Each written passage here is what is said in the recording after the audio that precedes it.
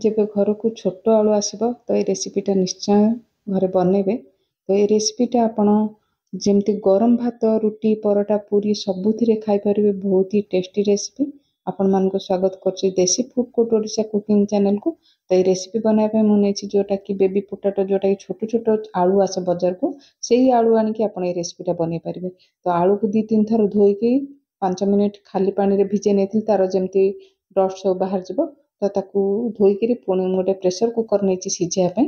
तो पानी से माने आलू को ऊपर को टिके पानी अधिका देबे तो आलूटा भलसे सिझीज। जेहेतु आम गोटार आलू रेसिपी बनबा तो आलूटा टिके भलसे सिझा दरकार। तो प्रेसर लिड बंद करके 3 ରୁ 4टा हुइसिल मीडियम हिट्रे आसवाक देबा। से समय भितर आम जेहेतु बिना पियाज रसुण बनाऊे ताप गोटे स्पेशल मसला गुंड बनइबा। तो मुझे नहीं गोटे बड़ चामच गोटा धनिया, अधा चामच पान मधुरी, छोट चामच गोटे चामच नहीं जीरा, काजू नहीं 8 ରୁ 10टा, डालचीन आ जायत्री 2-4टा गोलमरीच, 3टा गुजराती नहीं कस्तूरी मेथी। तो ये सब को भाजिया कड़े को गरम करनबा। गरम कला पर सबू मसला को आम 2 मिनिट मीडियम हिट्रे भलसे भाजी नेबा। तो मसलाटा जमती भलसे बास्ना आसबो से समय तक माने आपण टिके टाइम नहीं भाजबे तो मसलाटा बढ़िया से बास्ना आसबो। हाई फ्लेम रे भाजले मसला पोड़ी जिवो, ता बास्नाटा एते भल आसबनी, टेस्ट भी भल आसबनी। ठंडा हला पर ग्राइंड करनबा। तो एठी जेहेतु बिना पियाज रसुण रे बनाउचे ता आलू पई आ गोटे मसला बनेबा। सेम ग्राइंडर रे मु नेची टमाटो गोटे बड़ टमाटो आ राग आपण जेतिकी खाइबे से अनुसार कंचा लंका नेबे। एठी अदा को छोट छोट काटिकी नहीं आउटे छोट खंडे नड़िया को भी काटिकी नहीं आउटे एठे भुरसुंगा पत्र देछि। आपण चाहिले धनिया पत्र भी दे पारिबे। तो अल्प पानी देकी गोटे चिकनिया मसला में बाटी आनिबा। तो देखि पाथबे ए तरकारी पे मसलाटा बहुत चिकन के बाटिबे तो आपनकर तरकारीटा बहुत ही बढ़िया हबो। तो जो आम आलू सिझे भलसे आलू सिझी जाइए। देखिपे आलू भलसे सिझी जाइए किंतु एमती गोटा गोटा रहा दरकार। तो रेसिपीटा बहुत ही बढ़िया लगे। आपण ए रेसिपीटा बनैला पर लगे आपणकर जमती नॉनवेज तरकारी आपण बनाऊँ बहुत ही टेस्टी रेसिपी ताकि बिना पियाज रसुण रे सबू आलू को छड़े नहीं। ये गोटे चामच हलदी गुंडा देछि, लुण माने आलूटा टिके माने स्वाद लगे टिके लुण देदेवे ना अलणा लगे। तो लुण हलदी गोलेला पर आम किछि समय रखीदेबा। तापर याकू भाजवाई मुझे 2 चामच रिफाइन तेल। तो उपास मानकर बनैकी खाइबा बेस्ट रेसिपी। तो तेल भलसे तातीगला हाई फ्लेम रे आम जो आलू को पकईचे भलसे भाजी ना। जमी आलू उपर गोटे भलसे गोटे कोट आसीज लाली रंग हो से समय तक आम आलू को भलसे भाजी ना।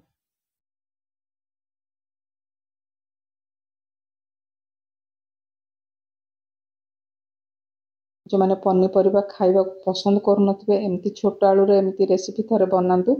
तो बहुत ही कम समय बहुत ही टेस्टी रेसिपी बनूची।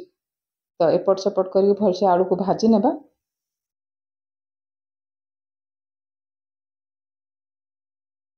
तो देखिए आलू ये भलसे भाजी होगला। आलू सब को बाहर करनबा।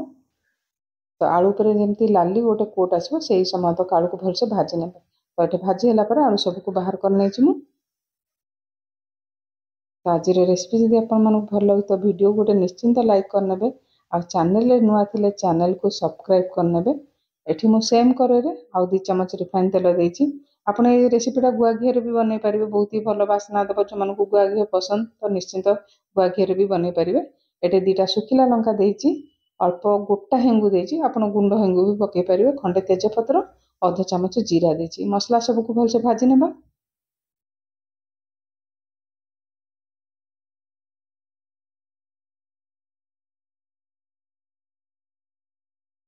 तो मसला भलसे भाजी सारापर मुझे गैस हिट लो करके कलर पर काश्मीर रेड चिली पाउडर गोटे चामच देछि।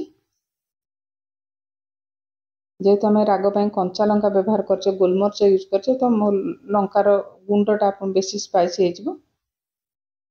तो आम जो टमाटो अदा नड़िया सबको बाटिकी रखी ये पकई ना। आपड़ जेकोसी रेसिपी बनातु मसला को जदि आप भलसे कषि ने आप रेसिपी बहुत ही बढ़िया लगे। तो हलदी गुंड गोटे चामच देछि। एठे 3 ରୁ 4 मिनिट मसला को भलसे कषि नेबा जमती आमर मसला भलसे कषि हो। ତ ଦେଖିପାରୁଥିବେ ମସଲା ଭଲ ସେଠି କଷି ହେଇଯାଇଛି, ସାଇଡ୍ରୁ ବି ତେଲ ଛାଡ଼ି ଯାଇଛି। ଏଠି ଯୋଉ ଆମେ ଭାଜିକି ରଖିଥିଲେ ଆଳୁକୁ ଏଠି ପକାଇ ନେବା।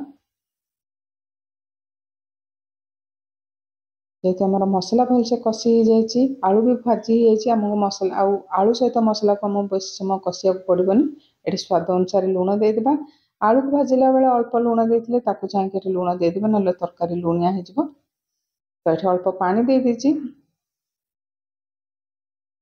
ତ ମସଲା ଆଳୁ ସହିତ ଭଲସେ ଭିଜିଯିବ, ତ ମାନେ ଆମର ଆଳୁର ରେସିପିଟା ଭଲ ଲାଗିବ। ଆମେ ମସଲାକୁ ଭାଜିକି ଗୁଣ୍ଡ କରିକି ରଖିଥିଲେ ଏଠି ଆମେ ପକାଇ ନେବା।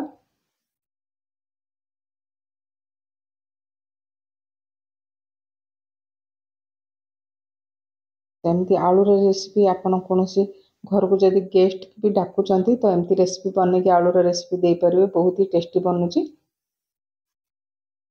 ଆମେ ଭଜା ମସଲା ଗୁଣ୍ଡ ପକାଇଲା ପରେ ଆଉ 1 ମିନିଟ୍ ଆଳୁ ସହିତ ମସଲାକୁ ଭଲସେ କଷି ନେବା।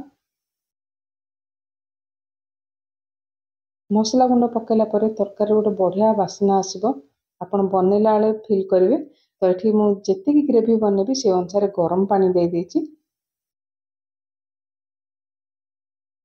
ଯେହେତୁ ଆମେ କାଜୁକୁ ବି ଭାଜିକି ଗୁଣ୍ଡ କରିକି ଦେଇଛେ ତ ଗ୍ରେଭିଟା ବହୁତ ହି ବହଳିଆ ହେବ। ପାଣି ପକାଇଲା ପରେ ସବୁକୁ ଭଲସେ ଗୋଳେଇ ନେବା।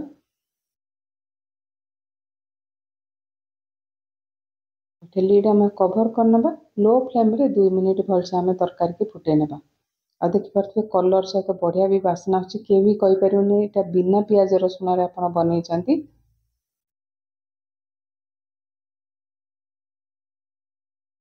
ତ ଏ ରେସିପିଟା ଘରେ ଟ୍ରାଏ କରନ୍ତୁ। ଆପଣଙ୍କ ରେସିପିଟା କେମିତି ବନିଥିଲା ନିଶ୍ଚିନ୍ତ କମେଣ୍ଟ ମାଧ୍ୟମରେ କହିବେ।